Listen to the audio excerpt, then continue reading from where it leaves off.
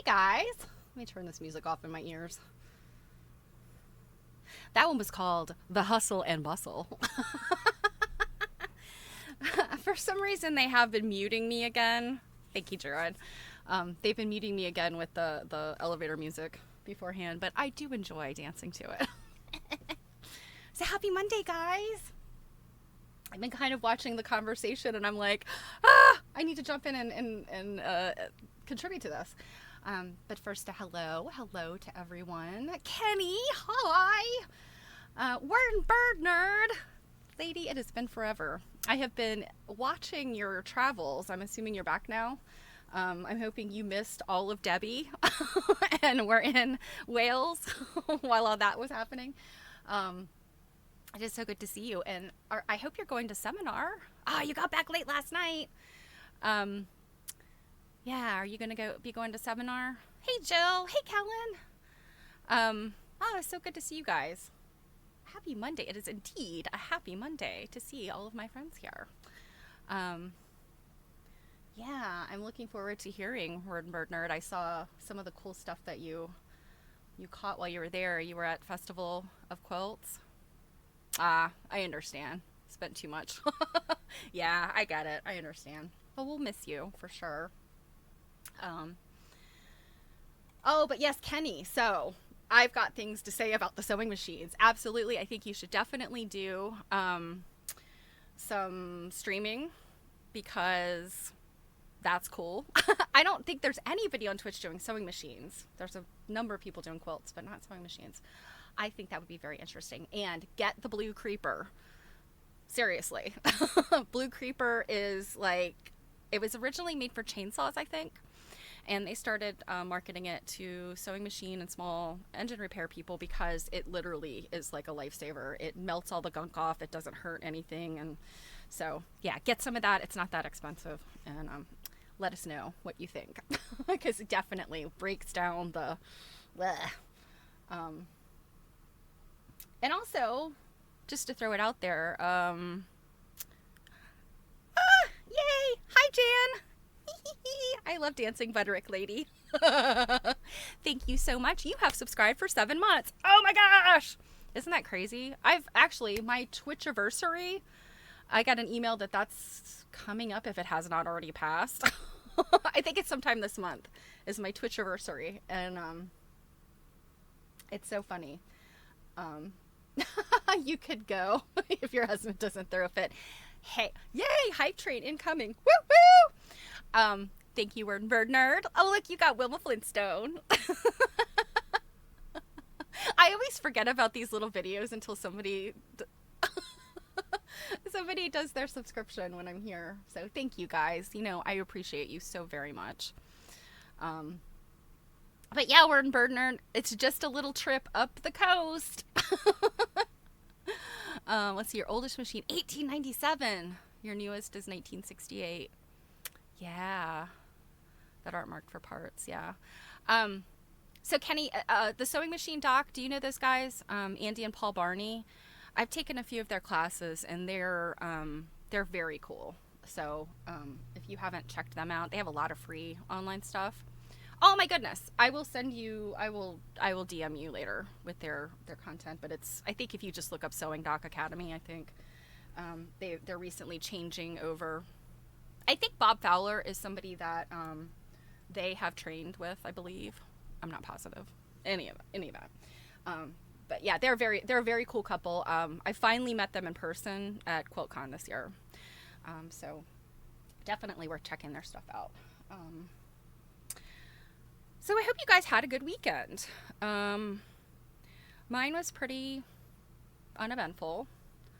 I got photographs taken of my quilts for seminar, which was the biggest thing, was photographing my full-size quilts. Because, I don't know if I've talked about this before, in general, if you've ever tried to take a picture of a quilt, you know it's difficult. If you're going to put it on a bed, you know, you have to have just the right angles to get it on a bed and, you know, to really see what it looks like. Preferentially, you have it hanging, and I just don't have anywhere in my house to hang something and then get far enough away from it that you could see all four corners. If you've ever looked at any of my Instagram pictures of my quilts, I hang them in the hallway, which is my stairs will go up to the right hand side of the pictures, and you can usually see my banister right on the end. And then my front door is literally like, I could open my front door and it would hide and cover up the quilt. Hey, Robin. Oh, thank you for giving Kenny that link. Robin is familiar with Andy and Paul. I think she's taken, did she take the Elizabeth Townsend Guards programs with them? Robin, I think. The incestuousness of our industries. But that's the best way to get to know people, is networking in your classes and events. But anyway, so I don't have a whole lot of space to take pictures and get far enough back. And lighting is kind of a problem, of course. And quilts are just hard to photograph, you know. So outside, if the light is good, if it's at like golden hour, which, you know, is like in the summer is probably around 7 p.m., quilts against the side of my house, perfect, because I have like this one big side of my house has no windows. It's just a big open, my house is a pale yellow color, so it's this open expanse of yellow, and then there's like the cable cord that hangs down, the wire that hangs down, and that is it. So that is perfect if it's the right time of day. When it's not the right time of day, I have to drag everything to the far end of my backyard where there's a tree that's big enough to cast the shadow. So I did most of my photography there, dragging stuff. And yeah, so that was an itchy foray, because the back part of my yard is also totally jam-packed with mosquitoes 24/7 in the summer. There's no getting away from them. I think early morning, the mosquitoes haven't woken up yet. Oh, but they have. Late at night, it's cooled off. The bats are out. Still mosquitoes. It's terrible.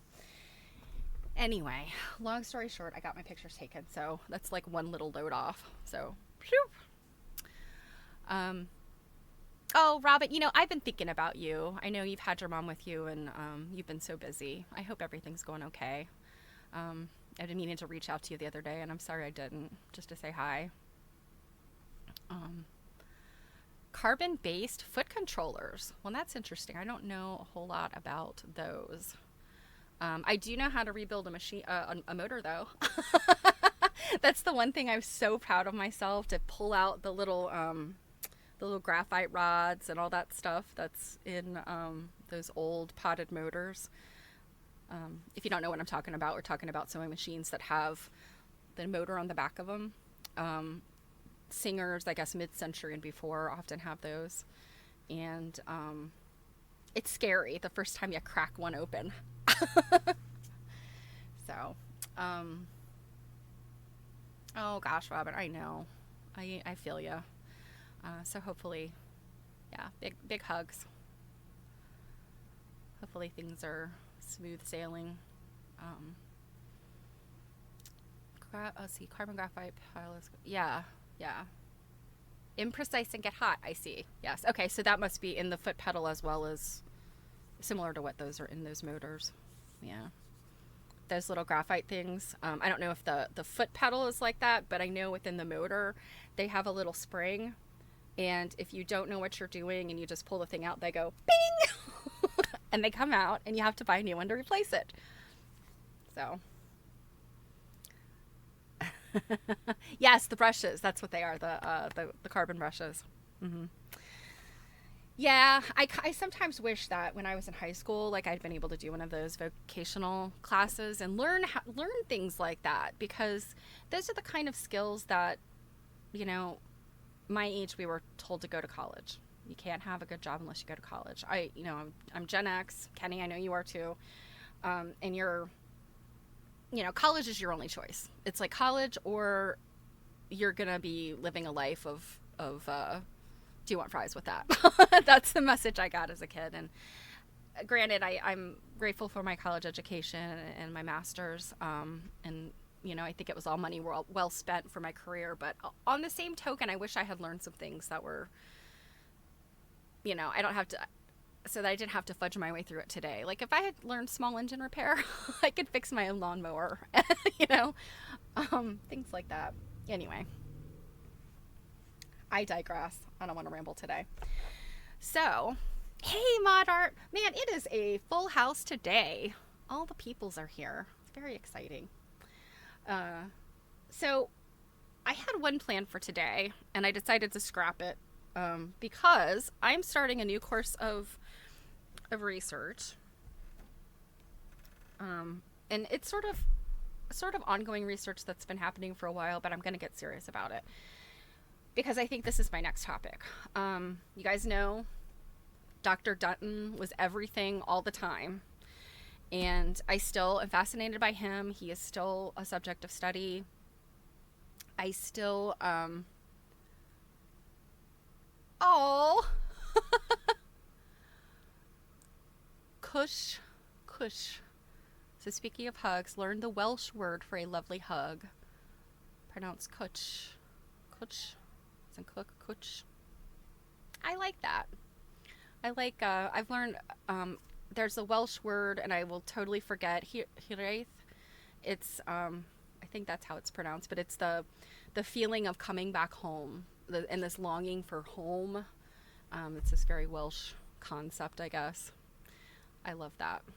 And I have a lot of Welsh lineage, as I know you and I guess your husband, right, Warden Bernard. So, Dutton, I still want to write a book about Dutton one day, but it's not going to be like biography of Dutton. It's going to be, I don't know how to describe it, what I have envisioned. And I don't know if it'll work out, but I don't know if you've ever read one of those books that's about a topic, but then it kind of branches off into like other topics, you know, kind of to give you the flavor of, like, say, 1900 in Baltimore. That was a big time for Dutton. But then all these other things were happening in Baltimore. And so I thought it'd be kind of cool to do one of those twisty kind of historical novels. But anyway, that is not a concrete idea. So it's something that's been swimming around in my head for a couple years, but I'm sort of putting it on the back burner because I have such a hunger for all this other kinds of research I can do. And Sunbonnet Sue is this year's research, and it, you know, Sunbonnet Sue is kind of my, I guess it was sort of my palate cleanser with Dutton, because Dutton research was very hardcore. And then I've done a little bit of Florence Peto research kind of alongside him. And, you know, a lot of it is very intensive, you know, because there's a lot of resources here on the East Coast. And anyway, long story short, I'm ready to start the next thing. And the next thing is going to probably be just as much of a heavy lift. So I selfishly thought, I've got a little piece of ephemera to research, to look at. It's Quilter's newsletter magazine. Actually, it's Quilter's newsletter. They added the magazine part into the title later on. I don't know exactly what year it was, but by the end, it was like, oh, it's not Quilter's newsletter, it's Quilter's newsletter magazine. But in 1974, which is this June issue, it was the magazine for quilt lovers, Quilter's newsletter. So we're going to look at this, and this is an interesting issue because the very middle of the whole thing is their catalog, the Lehman's catalog. So we'll look at this, and then we are still reading The Lady of Godey, which is about Sarah Josepha Hale by Ruth Finley. And I guess what are we, 2 chapters in? Yeah, and we were going to start talking about the publisher of Godey's, which is Louis Godey. So that was the next chapter up. So we'll look at that today too. And while I was cleaning off my desk, because I have rigged up a new camera to be able to see, so unlike my little document camera, I would have to move things around so you could see everything. Hopefully this is going to give you the full magazine at the whole, you know, all at once. Hopefully, fingers crossed. But as I was cleaning off my desk so that you wouldn't see what an absolute nightmare this desk is, I found something that I have not had any takers for, and that is potpourri pies. I showed this off a few weeks ago. I can't remember what book I had bought. Oh, I think it was the book, the coverlets book, that Quilts and Coverlets book I bought that had the my eagle quilt in it that was totally they have it listed as an 1860 quilt when the quilt, it's a kit quilt that didn't even come out till 1961. But anyway, this was tucked in the back of it. So it is one of those horrible projects. But anyway, I'm going to keep offering it up. Anybody who wants it, I'll send it to you. Any takers? Any? All right. So, you ready to look at a quilter's newsletter? Let me switch over.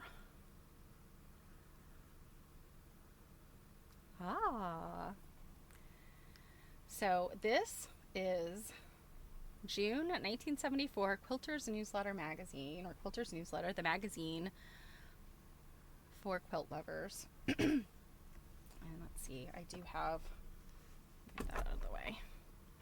Let's scoop this up some. Issue 56. So this has been around for a minute. Oh, your mom would be looking through it. Aw. Yeah. So, 60 cents.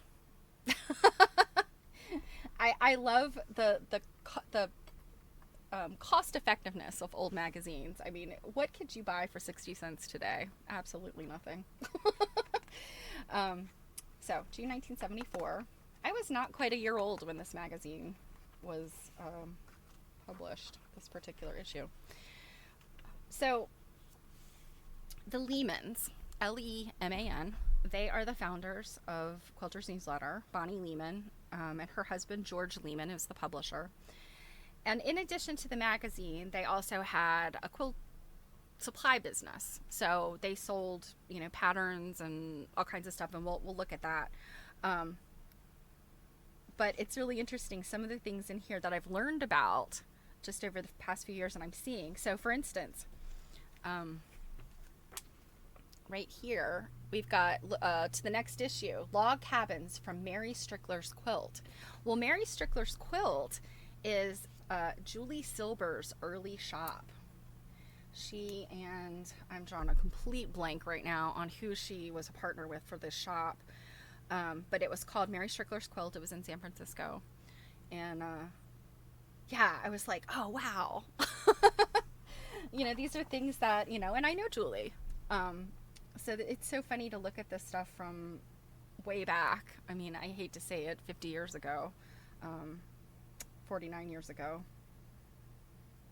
So I wanted to read this first little thing because it is funny. I did catch this the other day, and it's called The Needle's Eye, which is Bonnie Lehman's little editor's thing that she would write. So I want to read this one because this is so funny. She says, I imagine some of you have been wondering if we would ever get our new catalog ready. There have been a few times that I wondered it myself, since it seems we have been working on it for a very long time. I'm glad to tell you that it is ready at last and is included as a supplement in this issue. We have added information to which I think you will find helpful. Added information to it which I think you will find helpful. It's so funny, like this stuff is like handset type, I think, or typed on a typewriter, and it's like, it's kind of funky. I hope you'll find it useful for reference. Let's see. We have added information to it which I think you will find helpful, such as how to use templates and how to figure yardage for quilt tops. So that was interesting. I couldn't do my arithmetic when I published the item about Mrs. Nash, so this would have been in a previous issue. The world champion quilter in the April issue. Mildred Hatfield, a reader from Chico, California, did some calculations though, and here is her letter. Mrs. Nash is not only world champion quilter, she must also qualify as the 8th wonder of the modern world.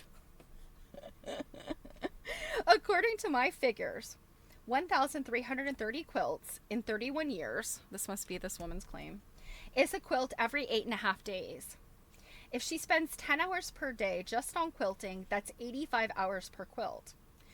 With 1,962 pieces per quilt, she is devoting a total time of 2.5 minutes per piece. Most of us can't thread a needle under 10 or 15 seconds. Throw in a little pre-shrinking, ironing, unrolling a yard of thread off the spool, tying knots, an occasional mistake here and there, and you have to be a phenomenal person to cut and put together quilts and quilt them at the pace she claims. Please remember that's 2.5 minutes per piece. Every 2.5 minutes for 10 hours per day, every day for 31 years. We we really ought to get a movie of that. So, you know, if this is any indication, we do have proof of 50 years of quilter snark. And for calling each other out on our lies. I thought that was so funny when I glanced at that. So we've got some what's going on. Not a super picture of this quilt, but let's see. This is the Oregon quilt, I think. There's not a whole lot of information there, but one thing that would be hilarious to watch, right? This woman like just on fast forward. What's fun here is that, you know, you pick out, you can see the names we have come to know as like quilt royalty. So Jean Ray Laurie is a person that I admire her work very much. So, look at this. So let me scoot this over since the chat's in the way. So here are the templates for pineapple quilt. And it is what is shown here on the cover. And what's really interesting is I have never seen templates for a pineapple quilt. I have seen foundation piecing for a pineapple quilt in which you would start and then you'd add on and then use a particular ruler to cut the things to that shape. And then you just keep adding strips on. I've never seen it like this. I feel like this is the way that I would try to make a pineapple quilt and quit in the first block. Because cutting each one of these out and then piecing it, wow. That seems like a really irritating way to make a quilt. When there's a simpler way with rulers. I think even if you didn't have like our modern plastic rulers where you can just rotary cut, I still feel like using strips and just marking them as you do the piecing makes more sense. I don't know. Anybody has any opinions on that? Now here, so this is a letter from somebody.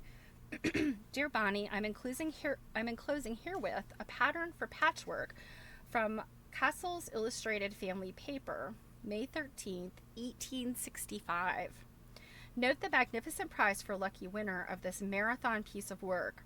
I thought Quilter's newsletter readers might be interested in this collector's item from so long ago. Best wishes to all, Margaret Hardy, Larrakeen Donaghy, Dungannon, County Tyrone, North Ireland. So this would be a UK quilt. Our design for patchwork, in compliance with our promise in number 14, we place before our readers on this page a geometrical design for a patchwork table cover or counterpane, and we have again to offer a half-guinea volume to any working man's wife or daughter who shall obtain a first or second prize at any workman's exhibition for a table cover or a counterpane made after this design. So that's interesting. So what they're saying, I guess, is if you make this thing, you put it in an exhibition, and you win a ribbon or whatever, then they will give you a prize. Very interesting. This is really pretty. I would like to take colored pencils and color this. That's the one challenge with publications from the 70s is the photographs are not too terribly bad, but it's hard to really see what's going on sometimes on a black and white photo. When you have the color, it helps set things off. Okay, what is this? So this is titled Friendship Quilts. Friendship quilts with flair are the specialty of 4 creative ladies from Borger, Texas.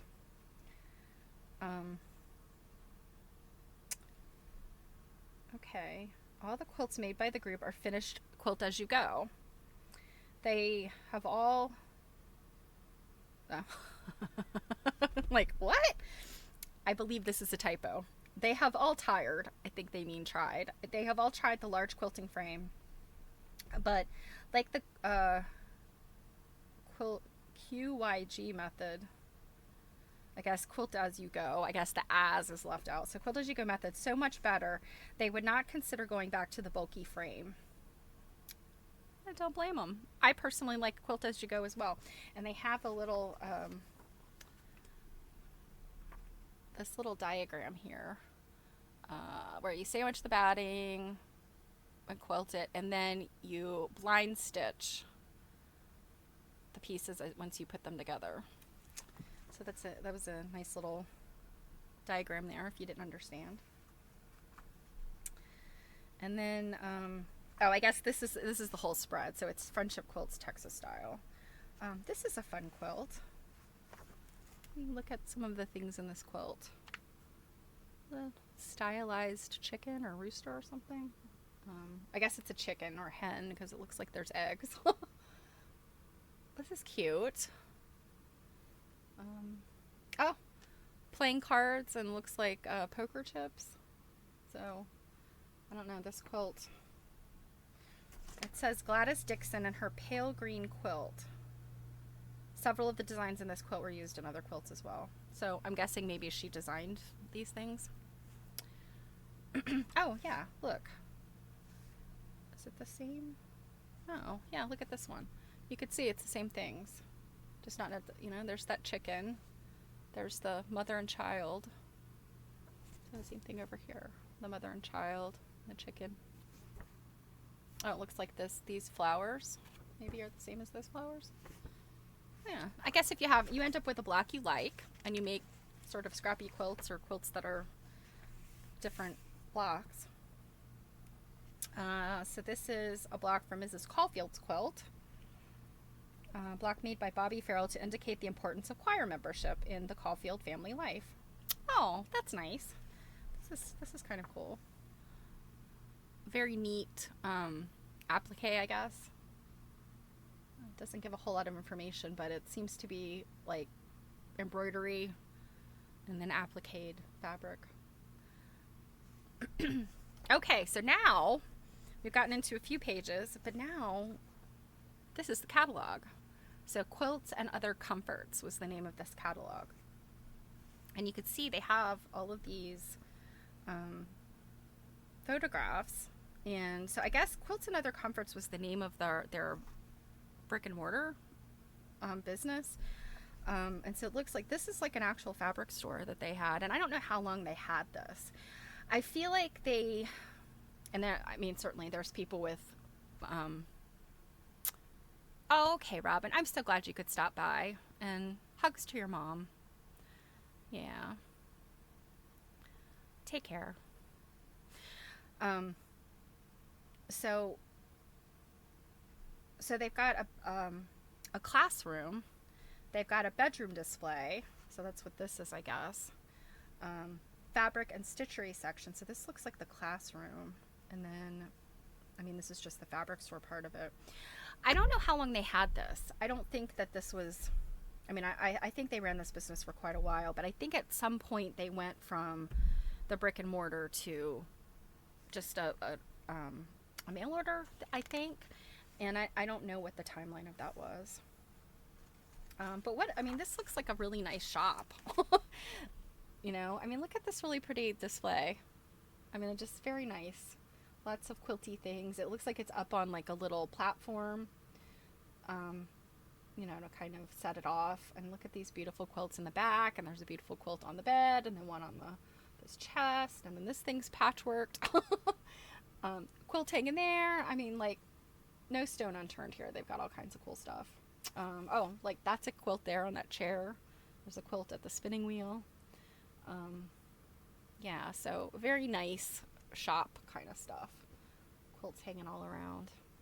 So definitely the kind of thing that, I mean, looking at this, maybe not this beautiful bedroom display necessarily, but you know, the bolts and all the quilts hanging around in the classroom. those are things that I personally take for granted when I go to a quilt shop. I mean, not that I'm surprised if I don't see a classroom or surprised if I don't see quilts hanging around, but generally, if you've been to your local quilt shop, they probably have some of these things, if not all of them. But this is 1974. This is cutting edge. This is not something, the fabric store, sure. My mom worked in a fabric store when she was in high school, so that would have been the 60s. And this was your standard layout for racks of fabric bolts. They were round, and they, spun around the center of this thing. They were great to hide under. I remember when I was little, my mom would drag me to fabric stores, and I would go hide under those things. It was cool. You could crawl under there, and you could stand up inside inside of the bolts. But yeah, that you didn't see this kind of stuff because quilts were not the focus of fabric stores. Most fabric stores, the focus was garments. I don't necessarily remember ever seeing much in terms of made up garments. You might see some shops might have one mannequin or a set of mannequins that maybe had a garment on them that was related to, say, maybe some kind of garment sewing class or pattern drafting, that kind of thing. But for the most part, it was just bolts of fabric, and then notions and things like that. So this sort of setup, to my knowledge, would have been pretty cutting edge in 79, or I'm sorry, 74. This was not something you saw everywhere. All right, so now Bonnie Lehman, you've got another lengthy message from Bonnie, and then you've got directions, and then you've got the people that work there. That's kind of cool. I always think it's fun when small businesses do this. They show some of their employees. It kind of, I don't know, feels like you sort of know them.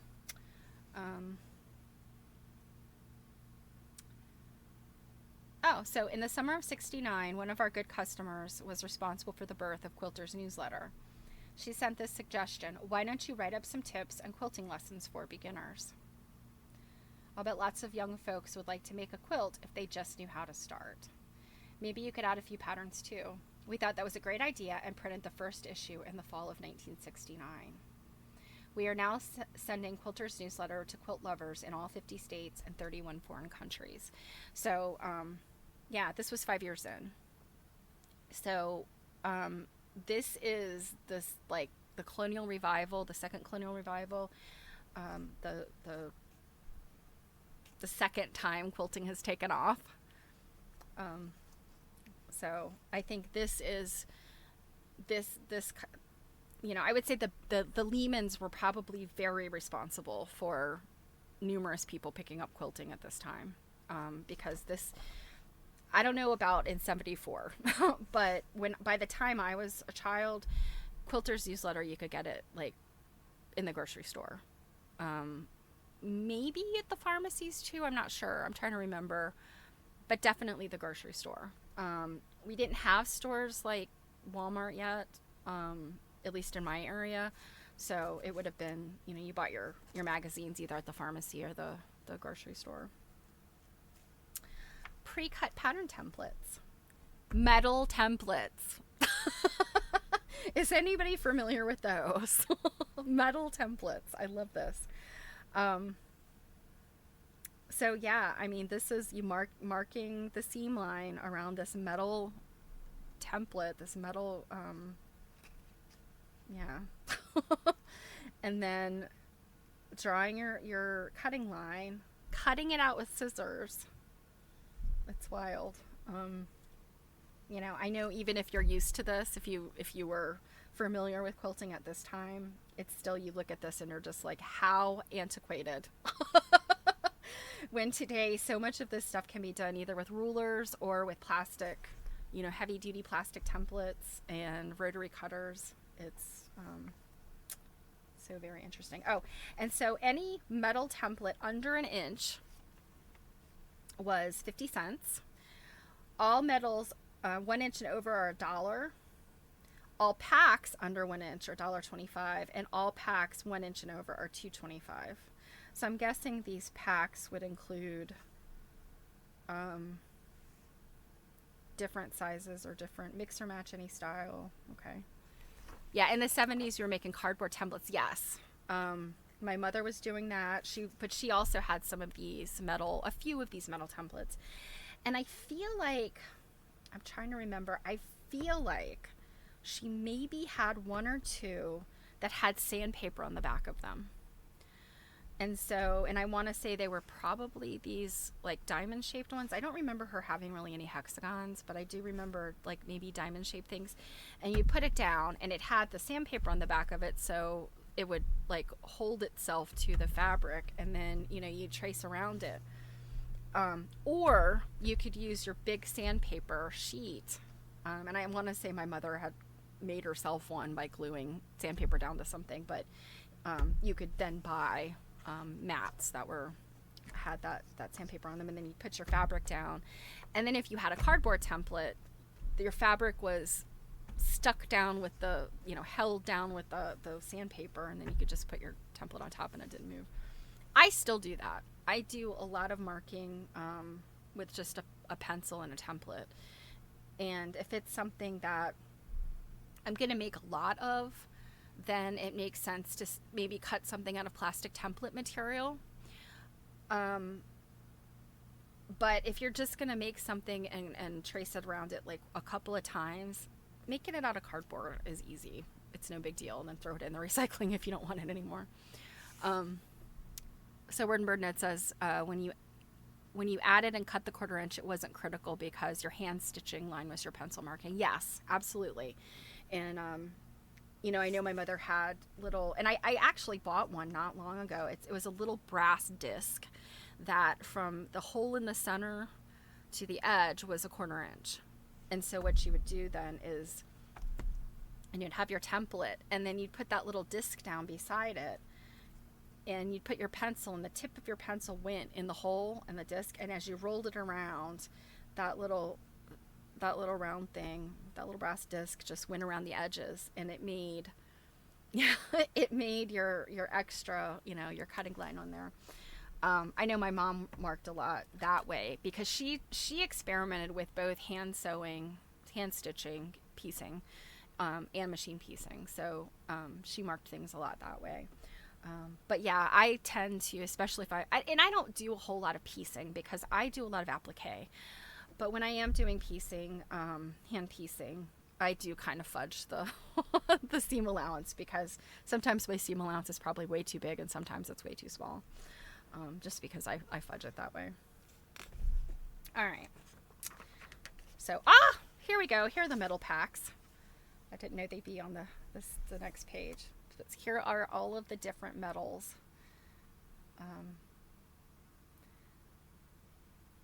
And if you're gonna make a quilt that uses these over and over and over again, these metals make sense. I'm wondering, when do the plastic ones come? I'm guessing probably around the same time that we get rotary cutters, because I think rotary cutters up against something like this, although you would not cut on that line. But if you had something that had had the seam allowance built in, you would never want your rotary cutter because that's metal against metal and but if you have a plastic one, yeah, that must have. So Mod Art says, I remember my mom telling me the simplicity patterns for clothing were always the ones to buy easy, not Vogue, too hard. Yes. She's absolutely right. Simplicity was, that was the point. Simplicity patterns were supposed to be the easier ones. And Vogue were the fashion, like the fashions. My wedding dress was a Vogue pattern. My mom made my wedding dress. And I think about what a brat I was when I was 22, however old I was, when she was making my wedding dress, and thinking come on, you can sew really good, Mom.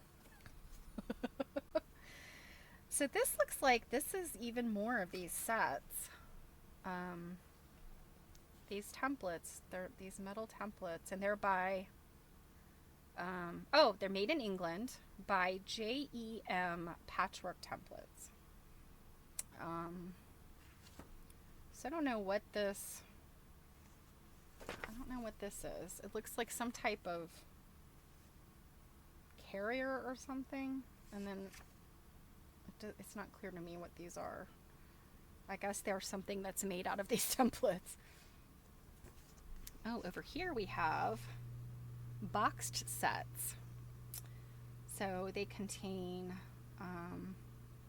any design calling for a small hexagon, such as Grandmother's Flower Garden. Use set B. Box set A is a 1-inch hexagon with a window. So with a window, I'm guessing either that means, and I feel like I remember my mother having some of these, and I don't know if that's what they're talking about, but the window would have been the shape with like the hole punched out of it. So the metal ones were literally just like a little 1/4 inch like template, you know, that center was punched out. But these almost look like they're plastic, so I don't know, it doesn't say. It's funny where, I mean, I guess you're supposed to just kind of know what some of these things are. But these sets come with a craft knife, thread, and needle. Huh. I wonder what you're supposed to use the craft knife for. I'm guessing maybe for cutting out, I mean, if they're talking about English paper piecing, which is kind of what all of this looks like, that maybe the craft knife was for cutting out more of the papers. This is not clear though.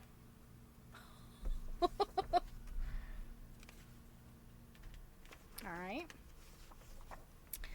Poster board template sets. Now what is this? This is something I've never heard of. So these must be cardboard, already cut cardboard templates. So the template sets, framed with a red border in this page and the next page, contain 100% accurate die-cut pattern templates, instructions for making the block, and a quilt folio giving general instructions or general directions for making quilt tops, estimating yardage, etc. All the sets are available with poster board templates in bright colors. Poster board is a high-quality matte finish cardboard, approximately 1/32 of an inch. Millimeters would probably have been more helpful. Some of the sets are available with metal templates also. The prices of the sets with metal templates are in black ink. Poster board template sets are priced in red ink.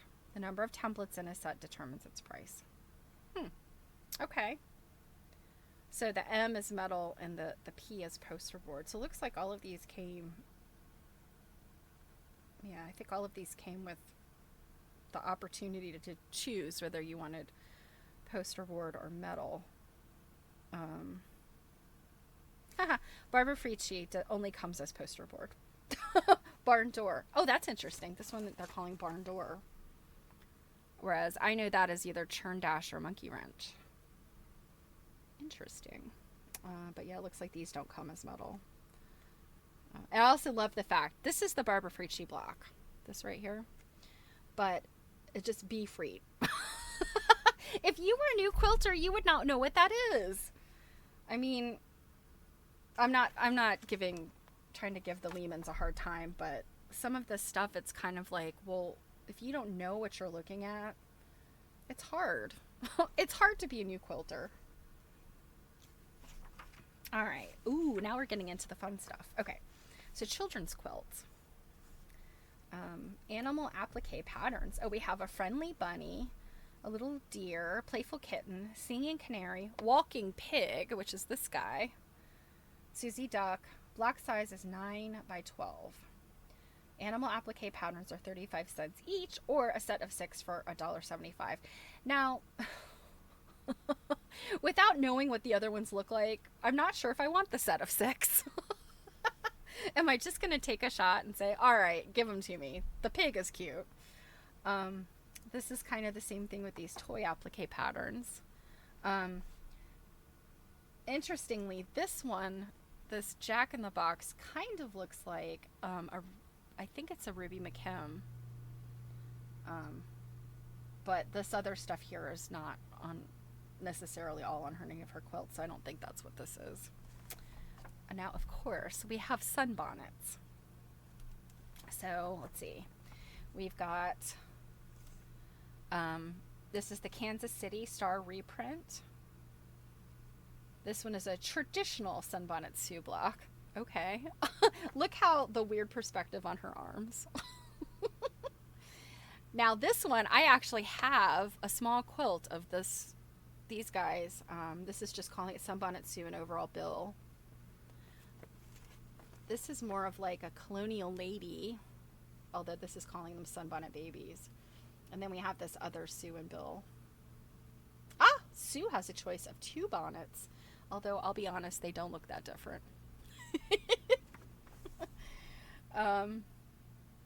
Okay, the Christmas toy quilt. This is interesting. This, too much stuff up here to. I've never seen this one. That's definitely not. Oh, it does say. Published originally in 1932 by Cox Features. Okay. So that was one I'm not familiar with. Oh, I didn't even see these down here. Look at this. We've got Colonial Lady, and we've got an old-fashioned sunbonnet girl.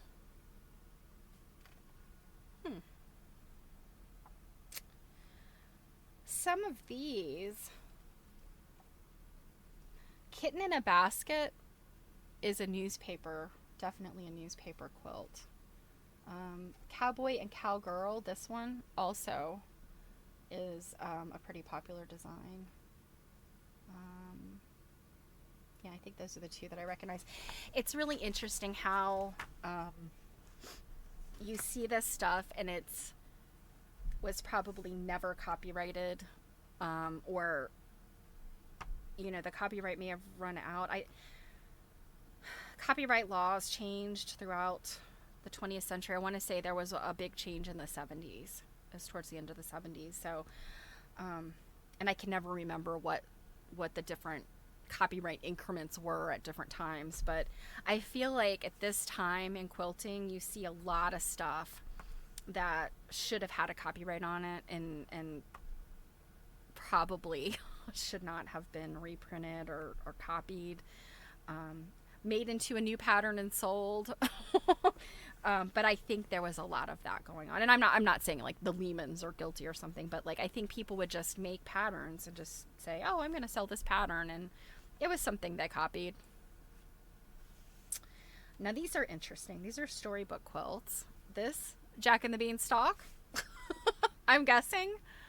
Yeah, you have a little. Yeah, I was trying to orient myself with this. He's right here, and that's his hat right there. Gosh, do I even have anything I can point out with this? So that is Jack right there. That's his hat, and then that's his body. He's very small in the whole scheme of this quilt. Yeah, I don't know. It's cute, but I don't know, like, that just seems like a not very fun quilt. It's just this right there. This one's cuter. This is Snow White and the Seven Dwarfs. And I think this one might be an older pattern too. Yeah, I feel like this one might have been from the 50s. I could be wrong. It could be just a similar one, but I feel like this I've seen printed somewhere.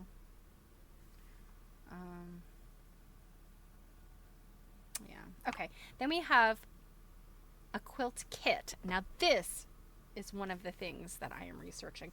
I think I didn't tell you what my next my next round of research is. So I'm kind of going at this kind of in a sort of a bifurcated way. All right, don't lecture me, Jill. So kit quilts are one aspect of this research. The other aspect of it is bicentennial quilts. Sorry, guys. Sorry, Wernberger. You guys should have called me out. So yeah, so this is twofold. This is, so kit quilts or or quilt kits is the one topic. And then the other piece of it is bicentennial quilts. And all of this came out of my eagle quilt study and like, why am I interested in eagle quilts? And I have like a kit for this 1950s eagle quilt, or the eagle quilts, or the bicentennial stuff is gonna. Uh-oh. Anyone else spinning? Uh-oh. Can you hear me? Is it just the video that's not coming through? Oh no!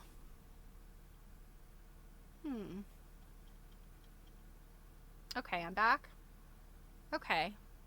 That was weird, because like I never saw it on my end. Okay. It's a Monday. So sometimes the computer gets a case of the Mondays. All right. So yes. Kit quilts, quilt kits, eagles, and bicentennial. It's one of those things is going to rise above the rest in this research. And I promise there's a method to my madness. Okay, you refreshed, but it took a sec. Okay. I'm wondering, I don't think that my Wi-Fi has blipped or anything, or my my router, so I don't know if there's something going on with Twitch, or I mean it's 100% possible it's definitely on my end. Ah! Mama is a fan. Hi friends. Oh, how exciting. Yay! Yay! Hi, Mama is a fan. It is so good to see you. I keep, you have been streaming a whole bunch lately, and I keep seeing your thing pop up, and I'm like, I'm just not near my desk to watch. So I'm so glad to see you stop by and bringing people. I always appreciate it. Today, you guys, we are looking at Quilter's newsletter magazine from 1974. So, and when I was kind of rambling about the research I'm getting ready to kind of partake, I'm looking at kit quilts and quilt kits. And so this magazine, or yes, this issue of the magazine, 1974 June, the Lehmans, they put their catalog in the middle of the magazine. So we're in the catalog section right now. So this very cute quilt kit is actually a cross stitch kit. And these were, I guess they were kind of a quick way to get the picture you desire on a quilt without applique, because applique would have made this even more difficult, I guess. If you were, had basic sewing skills, then making the little crosses on this would be easy. So that was, I think, in terms of quilt kits, I think you saw things like this mid-century and, up into the 70s. And I mean, gosh, there's probably some of this still out there today. I think Busilla still makes this kind of stuff. Probably more of things like, well, I mean, I think maybe baby quilts, throws and stuff, but I've seen stuff like baby bibs and things like that are kind of even smaller projects.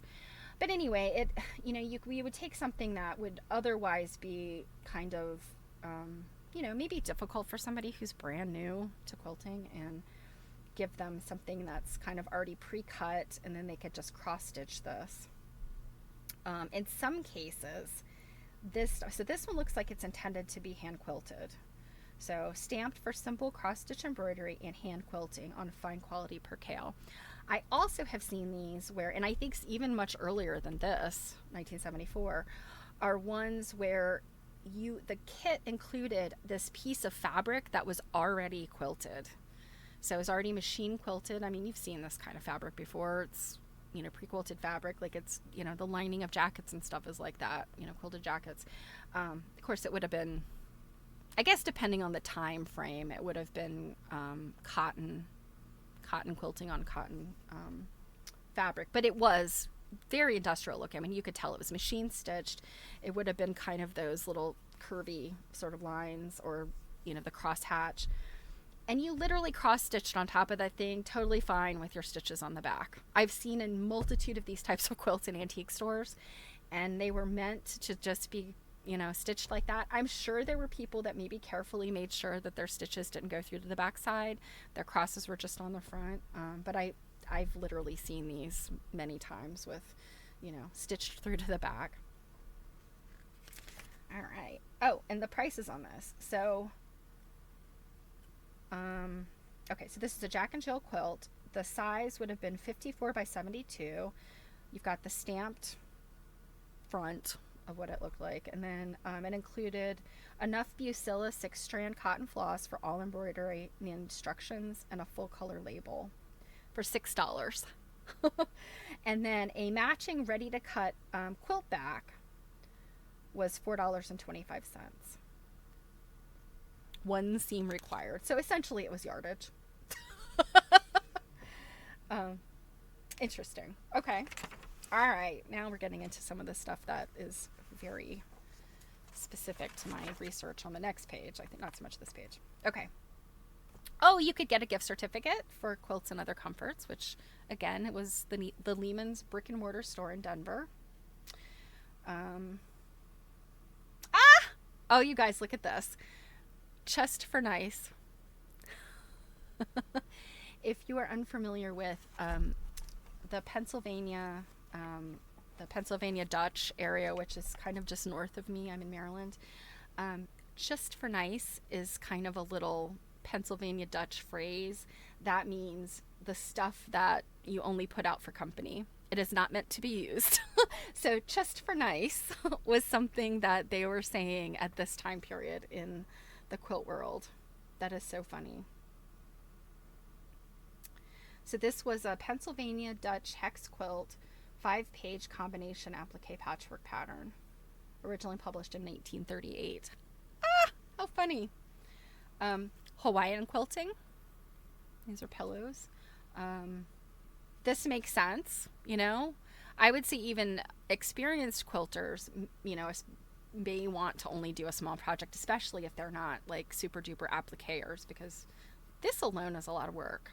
I think you see a lot more pillows for Hawaiian quilting than you do for like the full blown thing. Because a full size quilt of this stuff it's some work. Okay. All right. So here we go. The rubber is hitting the road. Oh, Miss Princess Morningstar. Yeah, absolutely. This stuff is great. Okay, so bear's paw or duck's foot in the mud, the log cabin quilts,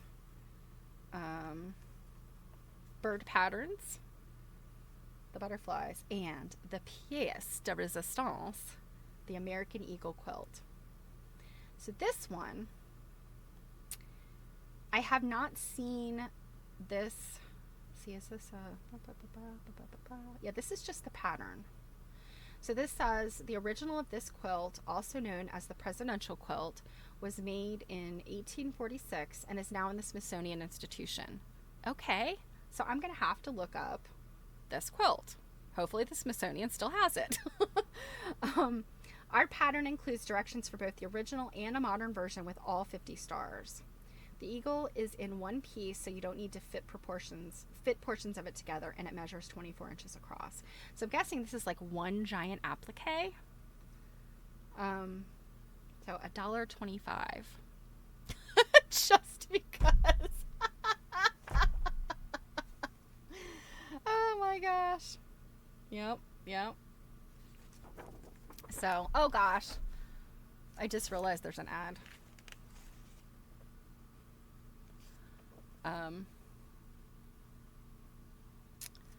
Okay, so you guys are back. Sorry, Raiders. I think that ad popped up. You guys were barely here. So anyway, this one is fascinating to me. So this is something. I told you guys that you're following me along with my research, and I didn't even bring out my tools here. So this is something where I make a note to myself.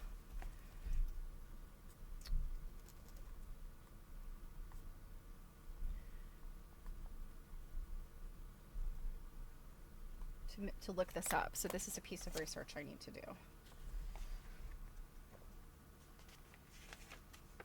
And ordinarily, if I wasn't with you guys, I would just go look it up. And of course, then that's the bad thing. That's where my research becomes problematic, because I'll look it up and then I'll go like, oh my gosh, look at all these other quilts the Smithsonian has that I knew they had, but I've never really looked at. So let me go look at them. And then I totally forget my research. And so this is how it goes. Okay, this is McKim stuff. You guys. Yes, the rabbit hole, the struggle is real. Miss Princess Morningstar. I have a real problem with the rabbit holes. So we recently talked about Ruby McKim and Kim Port and all that stuff. And did we not look at this quilt? Do you guys remember this one? I guess my camera doesn't want to focus. So this is her Christmas toy shop quilt. Remember the weird and terrifying, the weird drooling bear, the strange cat toy? Well, I mean, this is still going strong, and it's interesting to me. I would wonder, did Lehman Publications put this together as a pattern or what? Because this was printed in the newspaper. It may have been originally Kansas City Star, I'm not sure. But I mean, I showed you guys where I had done the research in newspapers.com and I had gotten all of these blocks. So it was out there as a newspaper quilt, and I guess, I don't know, that the Lehmans maybe put it together. Maybe the McKims were still, right? Nightmare fuel? Yes. Those blocks are the weirdest, scariest looking things. I think, oh, and the dog. You guys remember the weirder dog where it's got like the outline of an ear, but it doesn't really outline the ear properly? It was very weird. But so I asked the question about the McKim stuff because the McKims are still involved in Ruby McKim's copyrights.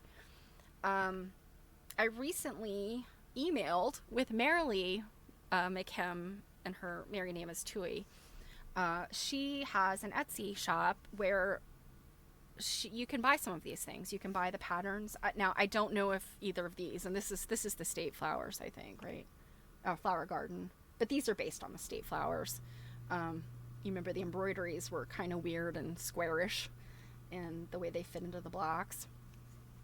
But yeah, you can go buy reprints of McKim Studio stuff from Marilee McKim.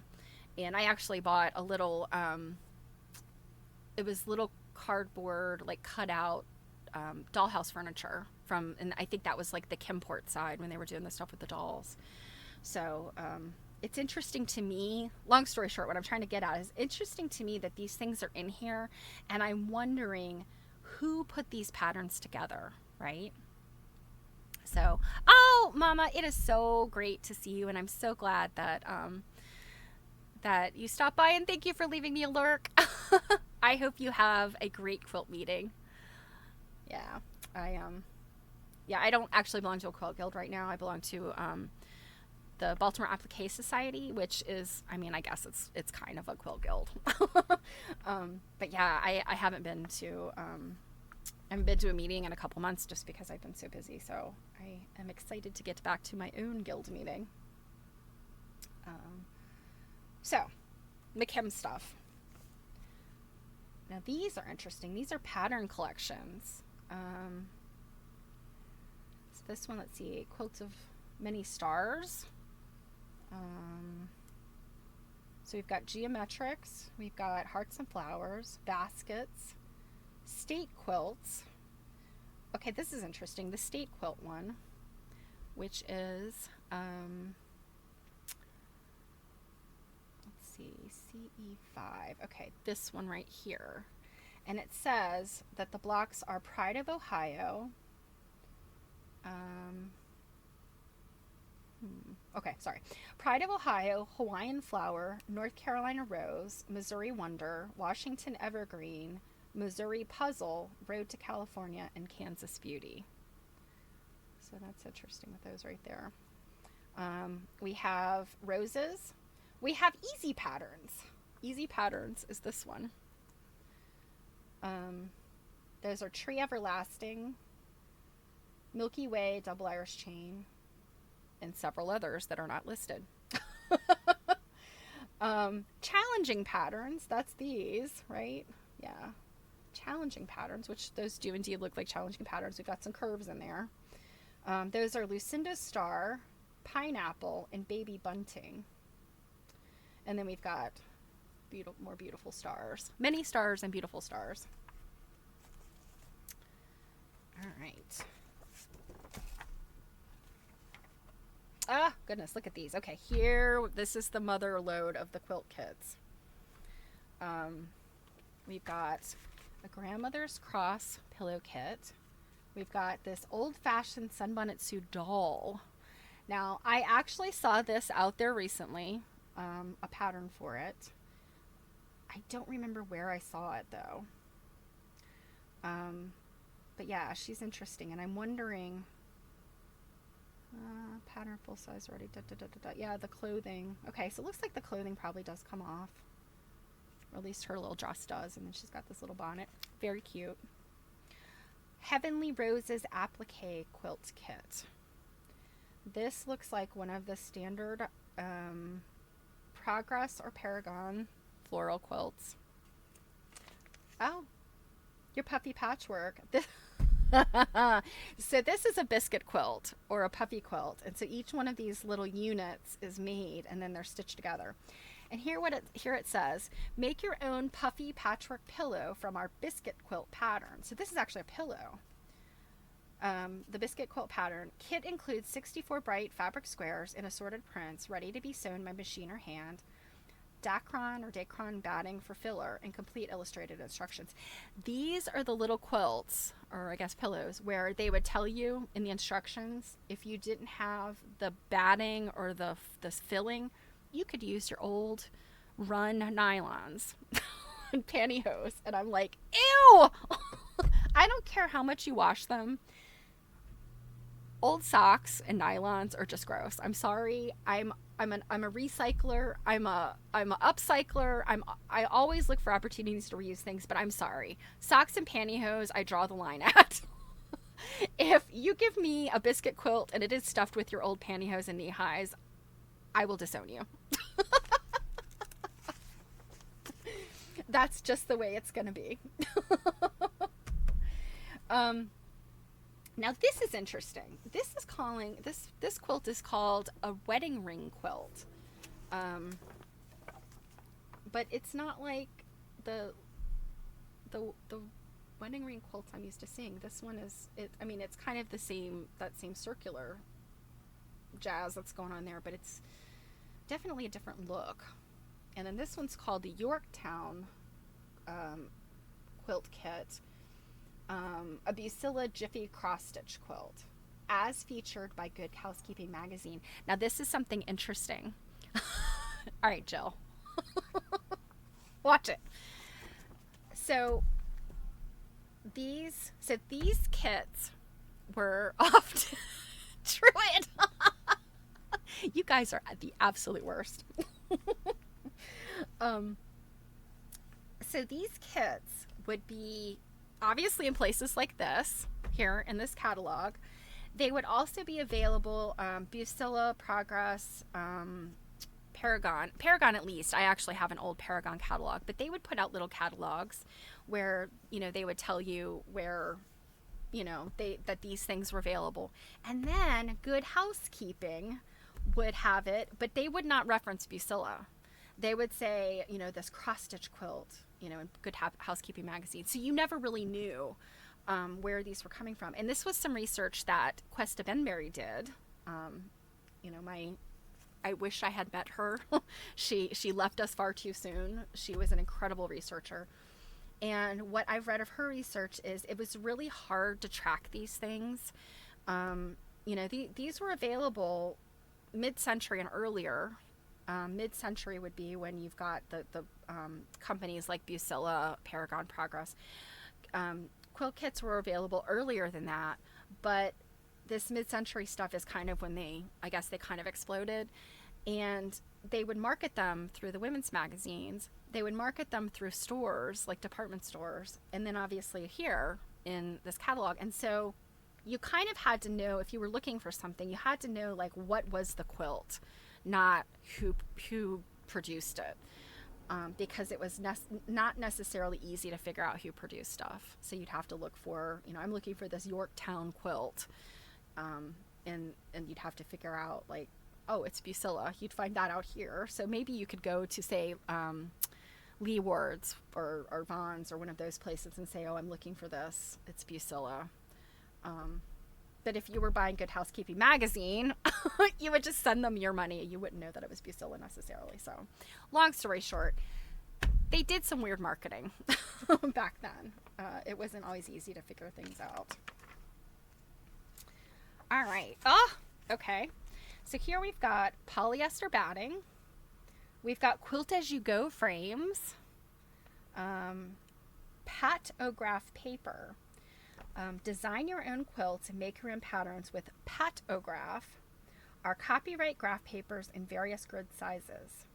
You can enlarge or reduce patterns for quilts, embroidery, and needlepoint. We have 10 grid sizes: 2 squares per inch, 3 per inch, 4.5, 4 inches, 5 inches, 7 inches, 8 inches, 9 inches, 10 inches, 12 inches, and 14 inches. Sheets are 8.5 by 14. So I guess that would be the biggest one, would be 14 inches. Yeah. Right? I'm trying to work this out in my head. So 2 squares per inch, 3 per inch, 4 per inch? Is that what that's saying? I don't know. Because 14 per inch, no. I'm not understanding what they're saying here, you guys. Is it saying 4-inch squares or 4 squares per inch?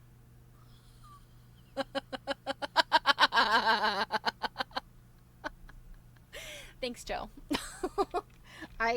Quilt math. I've literally taken a class in quilt math. It was at QuiltCon. I'm trying to remember if it was QuiltCon out in Pasadena, I think, in 2016.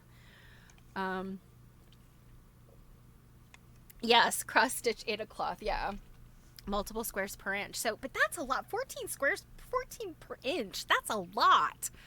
I mean, it does. I mean, a 16th of an inch is tiny. I mean, like right here. I mean, these are quarter inched. These are quarter inches. These are 1/8 inches. You guys are full of it today. I'm not prepared for word problems. Oh my goodness. Hey, Kate. It's good to see you. For needlepoint, probably. Yeah, I guess. This is very, very interesting. Yeah, 14 squares per inch is just it's a weird number. Because, yeah, like 8 squares to the inch is eighth of an inch. Yeah, I don't know. I'm going to stop trying to figure this out. Okay, so here are their fabrics. And we did look, again, at their beautiful space. So I'm guessing that they're offering up... why can't I get to the front of this catalog? They're offering up swatches of these fabrics. So, yeah. 50 prints in stock. 20 plain colors and graduated shades. Oh, only 20.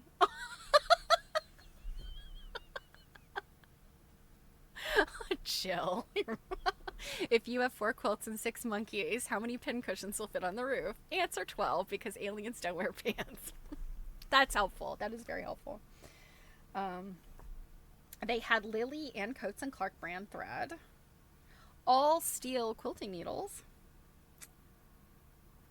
Okay. All right. Now here are just the block patterns. Just your garden variety block patterns. Oh my, look at this one. Whirligig. That's an interesting one. Okay. Oh, wow. These are just now pages of block patterns. Whatever you want. They got it. And then here we've got their quilting designs and stencils. Oh my gosh. I went to a quilt shop, actually two quilt shops recently, looking for plastic stencils. They don't sell them anymore. Like, good luck. They do not sell these things anymore. And I should have known. Because I'm thinking to myself, when was the last time you walked into a quilting shop and they had this stuff? Unless they were, had a little corner devoted to hand quilting. This kind of stuff, people long arm. Or, they do, I guess some people still use their domestic machines. And they'll do just straight stitching. If you're going to get something that's complex like this, you would contact a long armor. And even then, your long armors don't necessarily do this kind of stuff. They do, edge to edge patterns. If you were going to do these kind of things, your long armors typically would say, like, that's custom work. And they would charge accordingly, as they should, because, even if you're using a machine, this stuff is still difficult, right? So yeah, these are all interesting. This was stuff I was looking for. I ended up having to print something off of the internet and figure out how to do it myself, put it all together,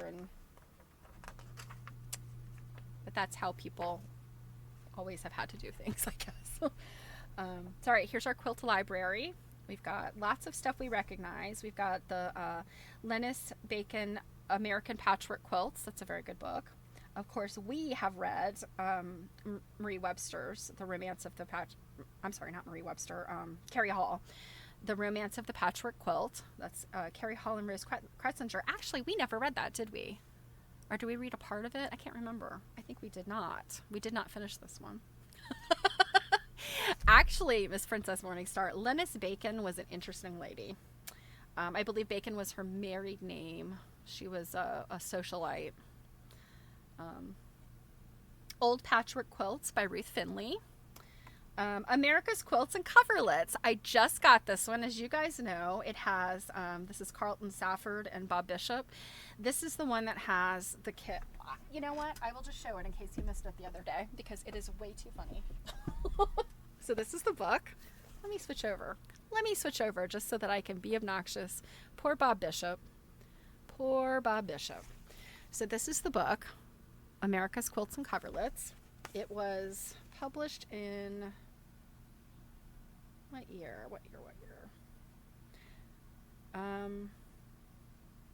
So the paperback edition was published in 1980. It does not have the original publication date in here, though, because, let's see, do they have it in here? No, they don't. But it had to have been before 1974, because that's when this was published, 1974. So anyway, this is the book. And right here in what is called the frontispiece is this quilt. It's a lovely quilt. I have one of them. And what they want to say is that this is an applique quilt circa 1860, Pennsylvania. Owned by Mr. and Mrs. John Gordon. Well, the Gordons were fooled, as was Safford and Bishop, because that quilt is a 1961 kit quilt. So it is so funny to me that this book is in here. I have to say, it must have been embarrassing for Safford and Bishop when that came out. Now the actual quilt exists. I mean, the original I think is a 18 something, and it looks very similar. It's the reproduction they made for the kit quilt, the quilt kit, was a pretty. I mean, whoever drafted it did a really nice job. It was a little different, but fairly accurate as far as what the original looked like. The original had the 4 poster cutouts, though, so they should have known. The Peace Quilt by Jonathan Holstein. Mountain Artisans Quilting Book, a very good book. I think, Standard Book of Quilt Making, is that Ickes? Yeah, Marguerite Ickes. And I don't think, so this Beth Gutchen book is pretty popular. I don't think I have this one, but I know a lot of people have this one that I've seen. And then I don't know these two, quilt making and quick and easy quilting. And then how to make a quilt. This was a Bonnie Lehman book, I think. Yep, that's a Bonnie Lehman book. So yeah, I'm in the right place. I know I have most of these books. Oh, here's more. Here's more. Let's see, what do we have? Avril Colby. We read that one. Quilts and Coverlets. This is Jean Ray Laurie. That's a really good one. 101 Patchwork Patterns. That one is Ruby McKim's book of all the patchwork patterns that she collected. Applique Stitchery, also Jean Ray Laurie, my hero. Some of these other ones I'm familiar with, but I don't have. So, Polly Prindle's Book of American Patchwork Quilts. Polly Prindle. Okay. This I absolutely loved when I paged through. These are embroidery kits. So the Lehmans had not just quilting, but also embroidery. You could get back issues of your Quilter's newsletter. And these embroidery kits are Beatrix Potter. Are they not just the cutest? You got the little cat. You got the little squirrel. I can't remember. Let's see. Pigling Bland. Tom Kitten. That was his name. Squirrel Nutkin. Mrs. Tittlemouse. Benjamin Bunny. Mrs. Tiggywinkle, who was the hedgehog. The Tailor of Gloucester. Jeremy Fisher. Jemima Puddle Duck. Miss Ribby. Johnny Town Mouse, and Peter Rabbit. This stuff also very timely. In 1974, I think Beatrix Potter, although I would say Beatrix Potter stuff was like always very popular, I feel like she kind of had a resurgence in the 70s. If I'm not mistaken, I want to say Erica Wilson may have done some kind of stuff with this. And I could be absolutely wrong, but I'm in my mind seeing Erica Wilson needlepoint stuff and this kind of stuff together. She may not have necessarily like issued a pattern of this kind of stuff, but this kind of stuff sat alongside Erica Wilson things is what I'm trying to say. And this stuff is really popular. I have a Peter Rabbit rug that my mom started and my grandmother finished. And it looks exactly like this stuff. It was part of this design trend. We have some quilt soap. These are soaps that have been wrapped in calico. I feel like you can still find these, and I don't know that it's the same brand or whatever, but you could still find this stuff in some quilt stores. Greeting cards, always a favorite. The finger guard for quilters, leather, very nice. When was the last time you saw an order form like that? And I love the fact that they offer two of them, because of course you're going to want to order things, and then your bestie's going to want to borrow your catalog and order things. Oh, here's your free pattern. Not to be confused with the also free pattern at the front of the catalog, or the front of the book. I guess this is the catalog free pattern. And what is this one called? Oh, it says it has several names. Dragonfly, Indian Canoes, and Crossed Canoes. Okay, Crossed Canoes is, I think, the one that I've heard it called. All right. Quilter's Queries. Undercover test. Sister's bed is fancied up with lots of bows and lace, and little satin pillows bounce all around the place. The bed in Mother's room is plain, the pillows smooth and white. The cover and the curtains match, a very restful sight. But snuggled underneath my quilt and curled up in a ball, I think I've got a cuddly bed, the best kind of them all. That was cute. Grandma's Corner. This is a whole thing. We'll have to read these soon. Spinning Color Wheel.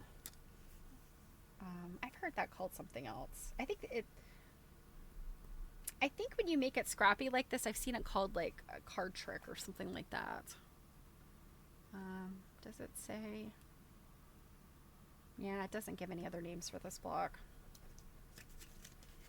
But I mean, you guys, If you're a woman of a certain age, you remember, if you're a newer quilter, this is how you had to do it. You had to cut this stuff out and put it on cardboard or plastic template material. And, you know, they just did not have the rotary cutters in 1874. Now, this one I love. Children of Many Nations. Let's get our little Mexican child.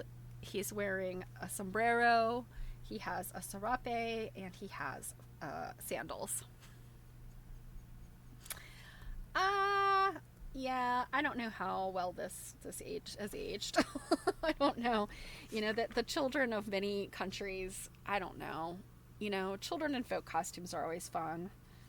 It's a small world sort of stuff, but then again, I don't know. Is this necessarily a folk costume, or is this a, I don't know. I'm not sure what to make of this. So you made your first pinwheel. It turned out totally wrong and stupid. If you ever get it right, it'll probably be the last one I ever make. Oh, Druid. Our mistakes are what help us. Our mistakes teach us. I know, you want to slap me for saying things like that. Oh, here's the book review of Polly Prindle's Book of American Patchwork Quilts. That was $12.95. So I'm guessing that one had, yeah, full-size pattern pieces. I wonder if it was color. There's color printing. Yeah, I think $12.95 is a lot of money for a book in 1974. Today, of course, we would be happy to find a book that cheap, I guess. You can't believe people want to make a whole quilt like that. Girl, you crack me up. The Flying X quilt. It is an easy pattern. Okay. Well, we will have to read some of these things in detail another time. I want to leave a little bit of time for the Lady of Godey's, though. This has been such an interesting book. And let me switch back to me. Oh, I know you're right about practice, but frustration and rage doesn't. You are right. You have to walk away from it. If it's making you frustrated, if it's making you angry, you have to walk away from it. I totally support that. But yeah, it's one of those things you just kind of keep coming back to it and, you know, take a little practice with it. I kind of look at things like, you know, I know this is probably going to be bad. I'm just going to push through and do it anyway. With the idea that you can throw it away if it's bad. Okay, so as a reminder, we are reading The Lady of Godey's. Sarah Josepha Hale. This would have been Godey's magazine back in, what did we say, 1830 something was when it was originally published, the first setup. Sarah Hale was an incredible woman. The fact that, you know, she did all of these things that, you know, I never knew she was responsible for. So there she is. And, you know, we learned a little bit about kind of her sad story. Her husband died young. She had, I can't remember how many children. Was it 5 children, I think? One of them wasn't even born until right after her husband died. So, yeah, she had a hard way to go during this time period where women in general were not respected. So, we're getting to chapter 3, which is called The Prince of Publishers. So, The Lady of Godey's, Sarah Josepha Hale, by Ruth Finley. This was published in 1931. So you would go with the points as they are, but it's the wrong size. Yeah, I understand. I get what you're saying. I will still peer pressure you. Okay, so chapter 3, The Prince of Publishers. The playwright's sudden shiftings of the scene and rapid changes of time and place, says the genial Mr. Dickens in Oliver Twist, are not so unnatural as they would seem. The transitions in real life from mourning weeds to holiday garments are not a whit less startling.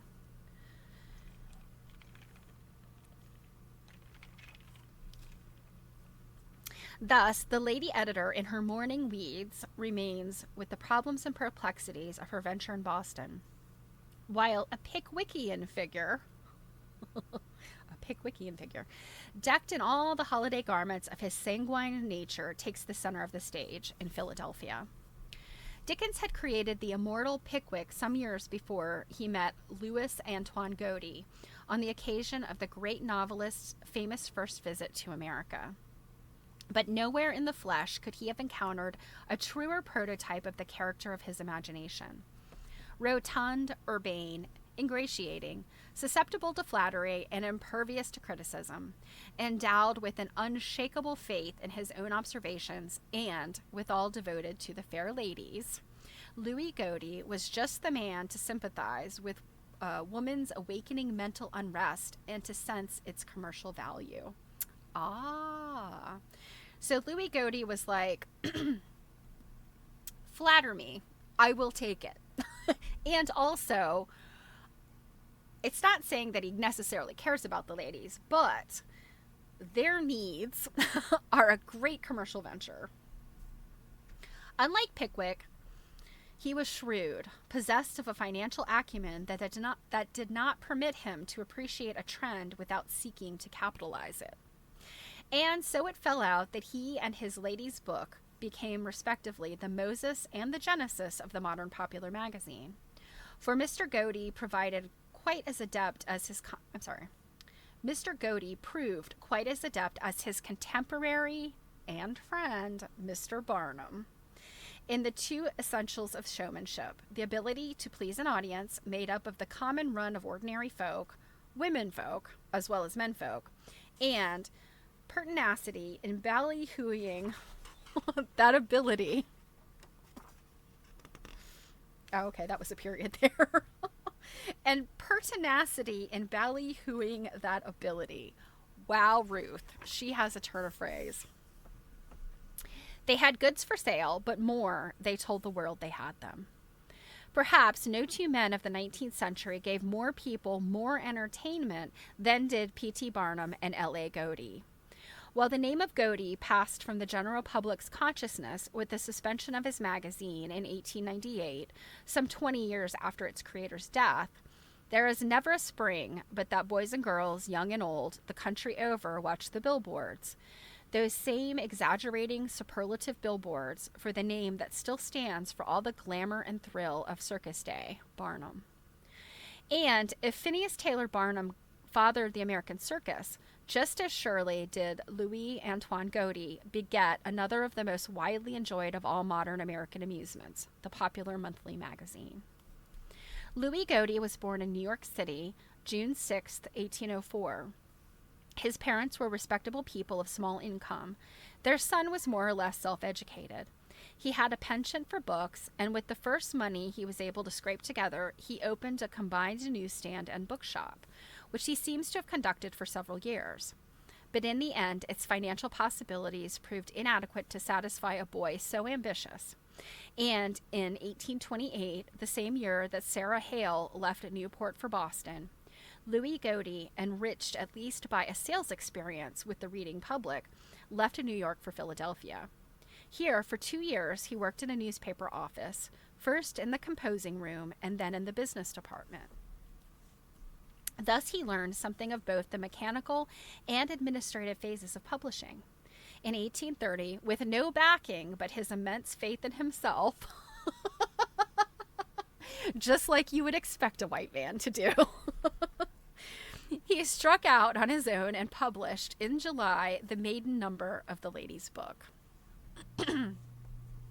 I feel like these stories are, and I'm not going to sit here and flog that old thing, but I feel like there's a lot of people of this time, the Victorian era and kind of the Federalist era before that, who were kind of like, they were men. They were, of course, white men at this point in time, who they were kind of like, you know what, I'm just going to take this leap out into the void and I'm going to hope there's a net. And I feel like there's a lot of people that did that. And even today, people still do this. But I feel like it's these people that, we know their names. 200 years later, we know their names. And it's because they just took this like wild swing and they happened to hit a home run.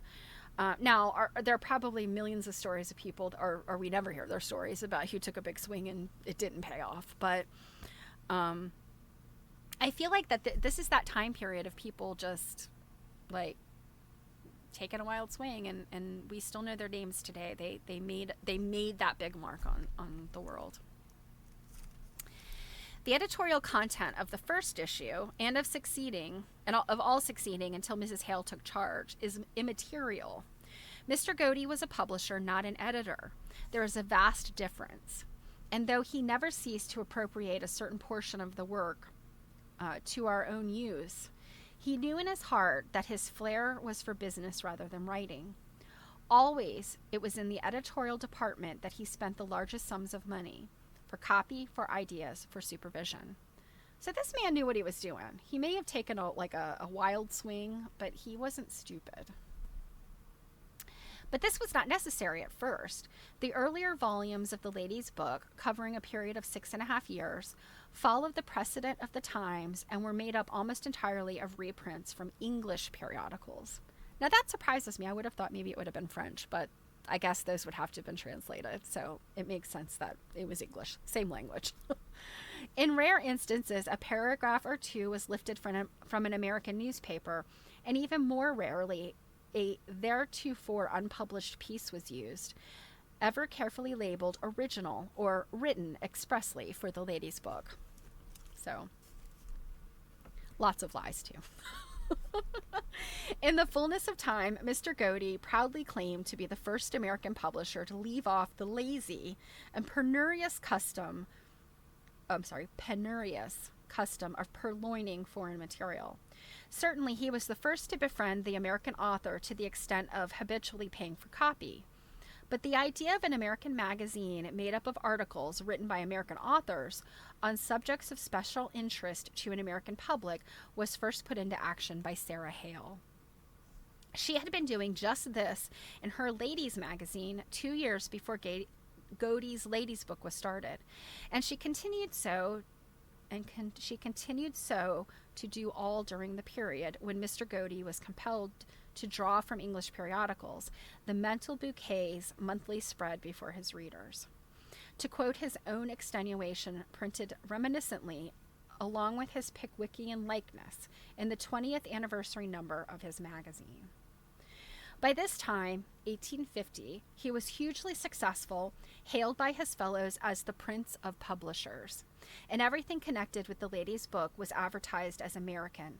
Authors, artists, fashions, and even the paper on which it was printed. But the first 13 volumes were entirely English.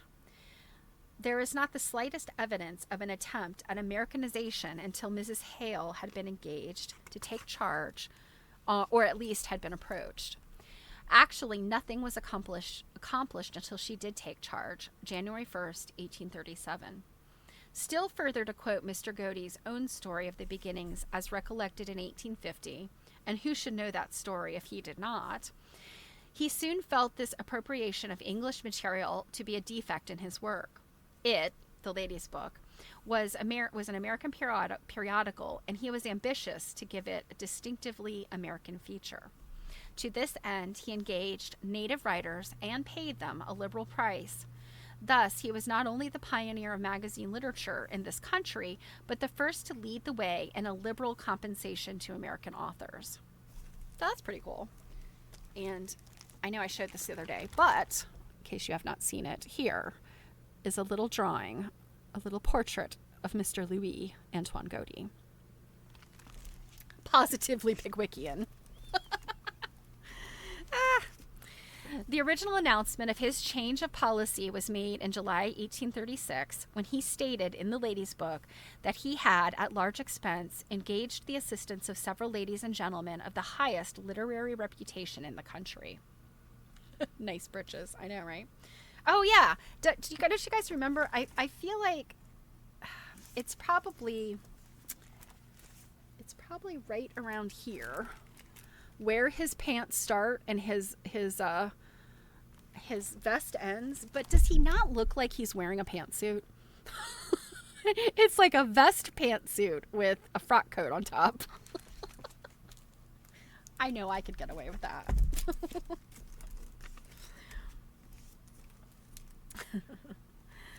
Oh my goodness. Let's see. All of which was another way of saying that he admired a certain woman's magazine, then publishing in Boston under the editorship of a certain Mrs. Hale. Oh, wait a minute. I think I missed something. Okay. Yeah, I missed this other paragraph. So, at large expense, engaged the assistance of several ladies. Their contributions will commence with the 14th volume. Thenceforth, he promised, the ladies' book will be principally composed of original matter of the best kind to be procured in this country and purely American in character. All of which was another way of saying that he admired a certain woman's magazine, then publishing in Boston under the editorship of a certain Mrs. Hale, and that he hoped to persuade this Mrs. Hale to come down to Philadelphia and edit his own publication. Fair enough, Mr. Godey knew a good idea when he saw it. That's pretty cool. You know, he saw what she was doing, and instead of just like trying to copy her, he was like, I'm going to hire her. But Louis Godey possessed something more than just an open mind. He had the faculty not only of recognizing a worthwhile idea and making it his own, but of discerning what was needed to effect its happy culmination. In this instance, his financial instinct stood him in good stead. Native writers reduced themselves to dollars and cents, as did many other considerations with Mr. Godey. Thus he saw that he must make his offer attractive enough to induce the best of authors to submit their wares, that the mere honor of being published, enticing as just that was, and still is to ambitious beginners, could not be relied on to interest professional writers. And it was journeyman work, comparable to that being done in England. He needed, not amateurish effusions. In September 1836, 2 months after his first Americanization announcement, he printed the following. The publisher of this work, with a view to securing original contributions for its columns, will give for such articles as he may approve and publish the highest rate of remuneration offered by any periodical in this country. Which was not offering much, since in 1836 none of the other periodicals in the country were in the habit of paying anything.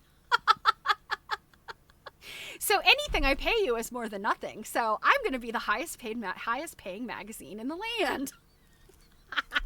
I love it. But Mr. Godey was in earnest. Also, he was honest. He promised to pay liberally, and liberally he paid thereafter to the end. Here, in fact, was a key in the lock of a never-before-opened door, for there was no international copyright until 1891. And though conditions began to change after 1850, as the result of American tastes and interests developing further and further away from those of the mother country, this failure on the part of Congress to provide for the copyrighting of foreign authors created a competition which American writers found impossible to overcome. A circumstance more largely responsible for the stagnation of American letters during the pre-Victorian era than lack of American brains. Oh, that's interesting. The situation was one of sheer piracy. Patently, it was cheaper to reprint an English book that need not be paid for than to buy the manuscript of an American. Also, just at that time, England was particularly rich in the production of verse, fiction, and essays. The writings of Scott, Marryat, Dickens, Disraeli, Thackeray, Eliot, Charles Reade, Byron, Shelley, Keats, Tennyson, and the Brownings.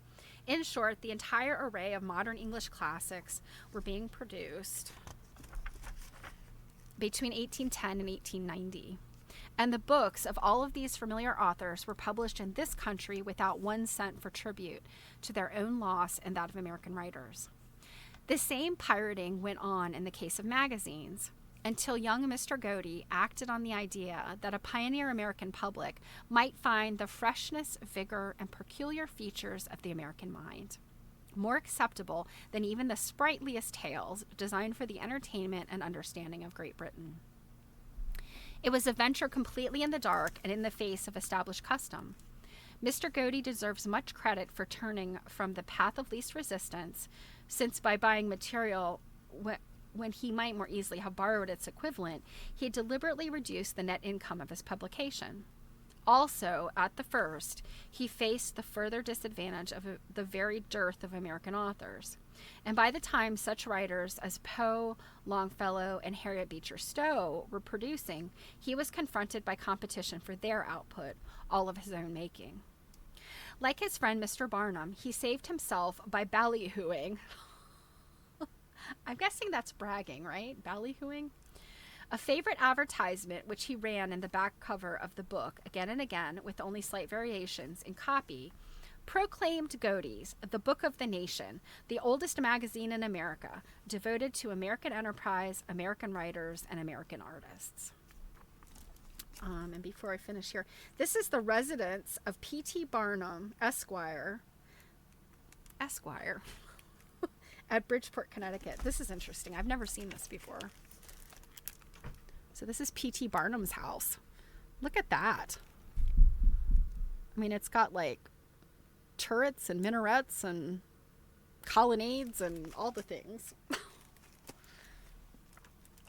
In June 1851, he boasts, again on the back cover of American Literature Paid For, not taken from British works. It was in another of these exuberant back cover proclamations, January of the year before, so 1850, that he announced Godey's for the coming year would exceed all magazines, past, present, and to come. That statement, just a shade too prophetic, appeared but once. Somebody suppressed it, probably Mrs. Hale. It was one of her jobs to soft pedal the publisher's enthusiasm when it grew too effervescent. Why can't I say that? Too effervescent. Too effervescent? Why can't I make that sound right? When it grew too effervescent, a difficult task as the years rolled on, each bringing added success. Effervescence became chronic. So word burner. Yes, like the Taj Mahal. That's definitely what that reminded me of. So ballyhoo is a noisy, attention-getting demonstration or talk, flamboyant, exaggerated, or sensational promotional publicity, excited commotion. Okay, so yeah, like bragging, making a big to-do. But it was not all fair flying by any manner of means. Mr. Godey himself admitted that his imitators left him no time to swing on the garden gate. His conception of a popular magazine was not exclusive for long. Before his experiment was beyond the tryout stage, at least half a dozen like publications had been started, 2 or 3 of them intelligently enough edited to give the Lady's Book cause for worry. The situation is best summed up by again quoting Mr. Godey. From an editorial published in the March issue of 1851, he laid his problem before the public in A Word to the American People. We are sure our patrons are all patriots. Therefore, we solicit your aid in sustaining a true American work, even your own Lady's Book. We give you American literature. We foster American genius. That foreigners appreciate it is shown by their appropriation of its contents. The November number of one London magazine carried 3 stories selected from Our Lady's Book. How can we blame English publishers for their theft of American literature, whilst American publishers are selecting wholesale from English publications? But we do not thus furnish forth our book. As we sustain the honor of our country and pay liberally to foster American genius, art, and industry, we feel at liberty to ask from our own American people a large and liberal patronage. Will you give it? The public gave it. That year, 1851, the Lady's Book circulation reached 63,000, twice that of any rival magazine. Another innovation on the part of Mr. Godey, which long since has become a universal practice, was the copywriting, American copywriting of his own magazine. A national statute had been in effect since 1790, giving to authors who were citizens or established residents the right of a local protection. But while it was the custom of publishers to take out American copyrights for books, periodicals, oddly enough, had not availed themselves of this safeguard. When Mr. Godey, followed almost simultaneously by Graham, owner of Graham's magazine, began copyrighting his book in 1845, a howl of protest went up from dailies, weeklies, and monthlies, as well as from publishers of annuals, those popular gift books largely composed of selections gleaned from the year's magazines, and the compilers of almanacs who went to the same source for the tidbits printed along with the patent medicine advertisements and the calendar. Interesting. So they were all pissed off because they couldn't steal from him. I love it. Now, this is something that's interesting, and I'm wondering what were like copyright laws at the time in the UK, because if you remember when we read MacIver Percival's book about chintz, now we're talking about like probably a century or two even before this, chintz patterns only, like the chintz workshops or the printing workshops that made chintz, they can only copyright their stuff for like 3 months. Like it was the copyright, and I'm using finger quotes here, copyright, that's not much of copyright. They can only like call something theirs for 3 months. I'm sure it's different when we're talking about printed materials and stuff, but I'm curious to know, like, what was it like at this time? And I mean, think about today, artists today, they don't have, even if with copyright laws in other countries, Joe the Quilter has a new quilt report. Maybe we'll have to do a little watch party of that later on. Thanks for sharing that, Druid. I gotta remember to open that. I'll do it in a second. So yeah, I'm wondering at this point, what was the protection? Because even today, it's so easy for overseas manufacturers and things to just steal. And I think that's kind of always happened. Anybody, your copyright protection is it's a little bit tough to keep it if you don't have like the money to hire attorneys. And even then, if you haven't properly copyrighted your work, you sometimes don't have a leg to stand on. Okay, 7 minutes. Yeah, maybe that'll be a good watch party for on Thursday. See what's up with Joe the Quilter and the state of quilting today. All right. The wrath of the Baltimore Visitor was typical. So the Baltimore Visitor is not one I'm familiar with, as maybe I should be, but it sounds like some kind of magazine or rag here in Baltimore. It pains us to see that Mr. Godey has resorted to the narrowly selfish course of taking out a copyright for his book. Copyright is in italics. He will rue it bitterly. Think of this insulting proposition. We have no objection to any paper copying any story from our magazine if they will not do it until the succeeding number has been published. So steal from us. Totally fine. We don't care, but let us publish it first. Wonderful liberality, Mr. Godey, towards that department of the press to which you are more or less indebted for a handsome fortune. Invectives flew thick and fast, only a few editors coming to the support of such a radical though oblivious safeguard. Edgar Allan Poe was one. To our comprehension, he remarked in his Broadway Journal, a mere statement of the facts of the case should stand in lieu of all argument. It has long been the custom among the newspapers, the weeklies especially, to copy magazine articles in full and circulate them all over the country, sometimes in advance of the magazines themselves. In other words, Godey and Graham have been to all the cost, while the papers have enjoyed, if not all the advantage, at least the most important item of it, the origination of the articles. To such an extent has this piracy been carried that many magazine subscribers ceased to be such because they could procure all that was valuable in these works from the newspapers. Another champion was the editor of the United States Gazette, whose naive honesty in the matter probably was not intended to amuse. I can't wait to read this. We perceive that our neighbors, Godey and Graham, have both taken out of copyright for their respective magazines. This is rather new, but looking at the matter carefully, we think it entirely correct. Not to give offense to anybody, we will state a fact. Graham gave us $50 for a story, and we published the same article in the United States Gazette almost as soon as it appeared in the magazine.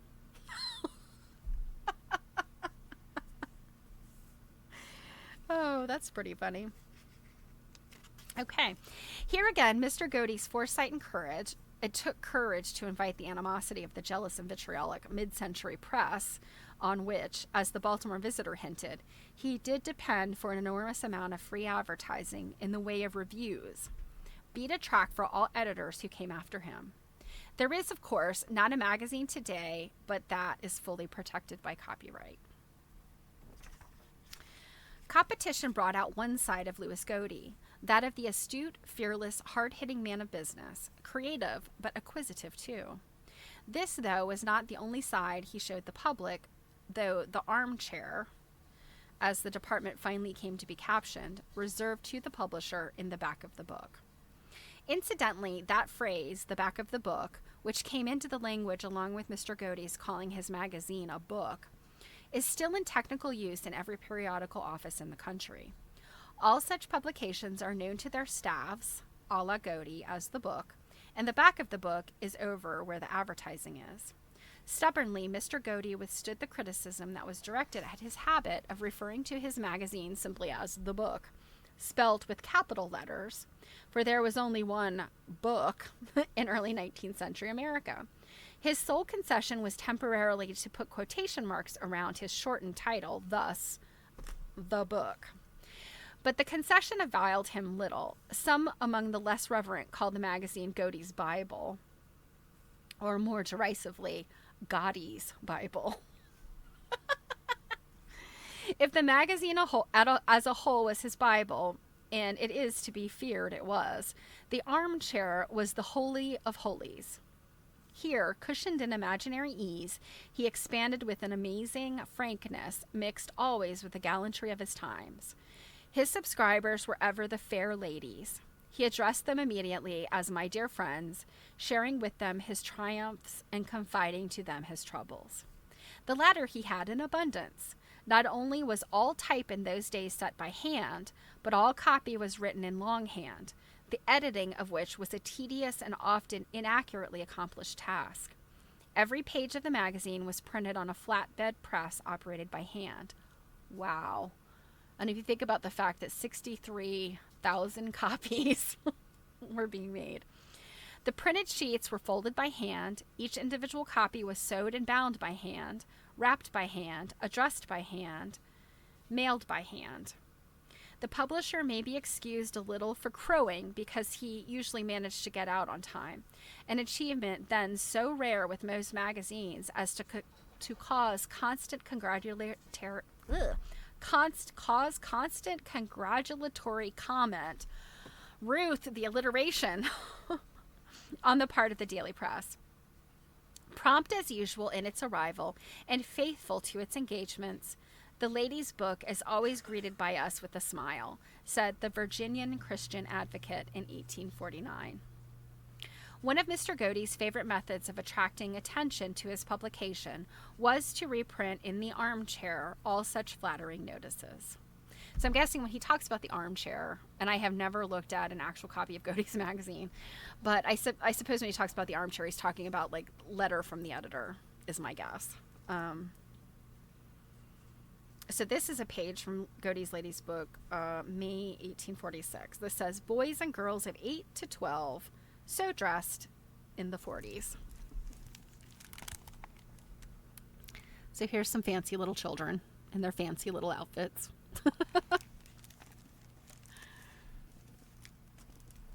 One of Mr. Godey's favorite methods of attracting attention, was to reprint armchair. In an age when to advertise was not quite respectable and publicity as such unheard of, Mr. Godey advertised his book more consistently than is the custom of many modern magazines and got it for more publicity. I'm sorry, it got for it more publicity. Month after month, year after year, he basked in the eulogies of his admirers. And page on page, he invited his readers to bask with him. Let's see how much of this is on. Oh boy, we've got a lot left of Mr. Godey. Yeah, I'm probably going to split this in half today because I forgot how long this chapter was. So we'll finish this page. But all too frequently, the book not only failed to reach the subscriber on time, but never arrived at all. Mail service until the middle of the century was inadequate and primitive. All early publications of supposedly regular parents are crowded with explanations of delays and non-delivery. Our subscribers during this season of the year must have a little patience with us, begged Godey's for February 1836. Our work is always ready on time, but we cannot control the elements. December numbers for our Eastern agents were shipped early in December.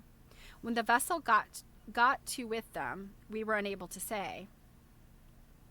I'm sorry, where the vessel got to with them, we are unable to say, but they did not arrive in Boston until a few days before the January number. A bundle was returned to us from the post office containing a lot of December numbers reduced to a jelly and looking like the material in a papermaker's vat, absolutely reduced to first principles. So I'm guessing this was a bundle of destroyed magazines. We fear very much our February number will be late coming to hand as the roads are in dreadful condition. Thus, it may be guessed the mails alone were responsible for the failure of more than one early American publisher. Few things more quickly breed impatience and disgust than the belated or intermittent delivery of a periodical. Thus, frailty of human nature, Mr. Godey did his best to overcome by inviting subscribers to inform him when numbers failed to reach them so that he might duplicate the missing issues as far as possible, even though such a practice must have eaten deeply into profits. The government was fully aware of the imperfections of the postal service, but its control was limited, as explained by the Postmaster General in his report for 1835. No supervision or power of punishment, exercised or possessed by the Postmaster General, is adequate to prevent, on some occasions, the canvas bags in which the printed papers are stowed from being left behind, so long as they are carried on the outside of coaches and stages. To prevent this evil in some degree, it has been provided in the contracts lately awarded to the main routes to the West, that on the outward trip no passenger shall be carried on the inside of the mail coach. A further improvement is anticipated from arrangements now in progress to run steamboat mails on the western rivers during the season of navigation and on a portion of the Mississippi during the whole year. So, yeah, we're talking about a time when that was how the mail was done on stagecoaches and riverboats. So we're going to get to, we'll talk about railroading in the next section. But yeah, I mean, we're not even talking about like railroad cars could make it. So, okay, so I'm going to stop there. Mr. Godey is,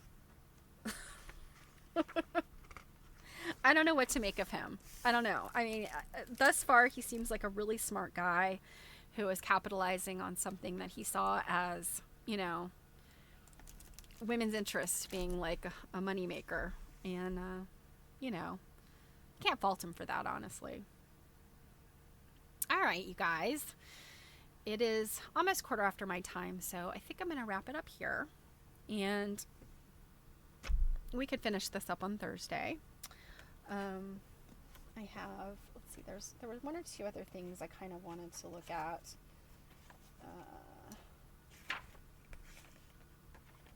Maybe read. So we'll see. We'll see what happens on Thursday. And oh yeah, we got to watch this Joe Cunningham quilt report. I haven't watched a Joe the Quilter thing in a while, so that'll be fun. So, happy Monday. Thank you to all of you for supporting me. It was so good to see all of you this week. So many of you I haven't seen in a while. And to all of our raiders, if any of you are still here, I am so glad to have met you, and I hope you'll stick around and hang out again. Yeah, crowded house today, and I'm not going to complain.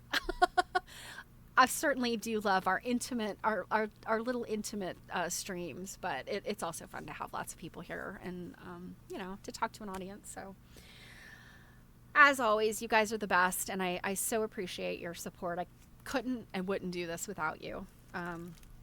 So I will be back on Thursday, and we will finish reading this chapter about Louis Godey, and we will look at Joe the Quilter definitely, and I think a couple other things that I want to read to you. So it'll probably be a reading and watching day on Thursday.